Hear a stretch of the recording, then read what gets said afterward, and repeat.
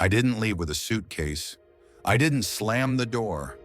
I left quietly from a version of myself I no longer recognized, and no one even noticed. Not even me. At first. There wasn't a fight. There wasn't a final straw. One morning, I woke up and couldn't find myself in the mirror.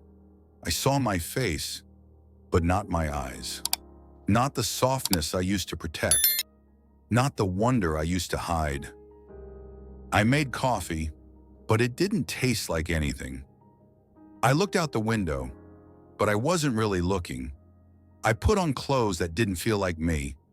I answered messages with words that didn't belong to me. And I smiled, even though my mouth felt tired of pretending. That was the day I began to leave. Not from a place, but from the shell I had mistaken for home. And the leaving didn't happen all at once. It happened in small gestures. In every time I stayed silent when I wanted to speak. In every time I laughed when I wanted to be still. In every time I said yes when my soul whispered no. It's strange how we don't notice the erosion until one day we're standing in front of ourselves and asking, where did I go? We talk a lot about being abandoned, but we rarely talk about abandoning ourselves. Not in loud, dramatic ways, but in the soft, daily betrayals, agreeing when we mean no, smiling when we want to cry, staying when something inside is already gone.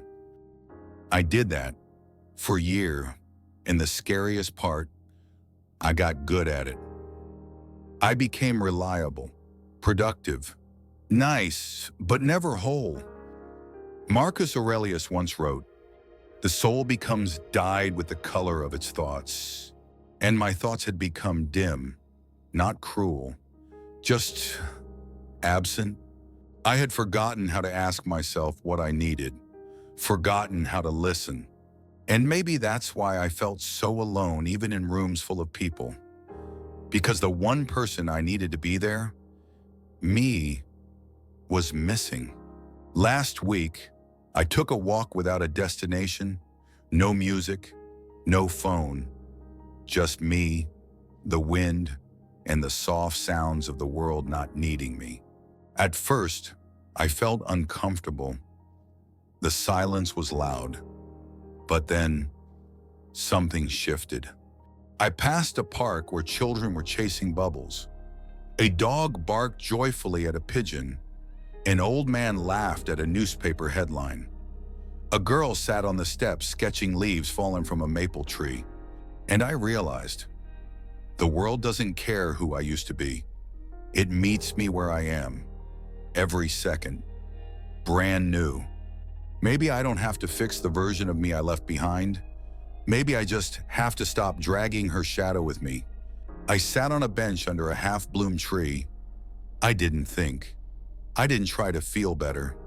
I just noticed the wind brushing past my sleeve. And that was enough. Letting go isn't a decision. It's a practice, a daily choosing, to respond differently, to speak softer to yourself, to not run when the quiet arrives. People think growth is loud, visible, transformative, but some of the deepest growth looks like this. You sit at the same table, you drink the same coffee, but today you breathe before reacting. You pause before agreeing. You say no and don't apologize. Lao Tzu said, "When I let go of what I am, I become what I might be." And maybe that's what I'm doing now. Letting go of the role to meet the real. Letting go sometimes means walking away from a version of yourself that was shaped more by fear than truth. It means not forcing the old rhythm to play again. And in that dissonance, we find the first notes of something real. Tonight, I didn't scroll. I didn't chase validation. I didn't replay old memories trying to find where it all went wrong. I sat, just sat. I let the stillness hold me. And for the first time in weeks, I didn't feel like running. I lit a candle, watched the wax melt, listened to the sound of my own breathing, and it felt like returning, like rebuilding, one inhale at a time.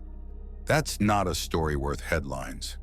But in my quiet world, it's a revolution, a soft defiance. Because in a world that tells us to constantly prove our worth, sometimes the bravest thing we can do is simply sit still and say, this is enough. If you've been slowly walking away from yourself, or if you don't recognize who you become, this space is for you. Bare Soul Notes isn't a channel. It's a place to return, to sit in the quiet, to let go without drama, to rebuild without noise. If this felt familiar, consider subscribing, because some goodbyes don't need closure. They just need to be witnessed. And here, you will be. You don't need to have answers to be welcome. You just need to be honest, even if that honesty sounds like silence.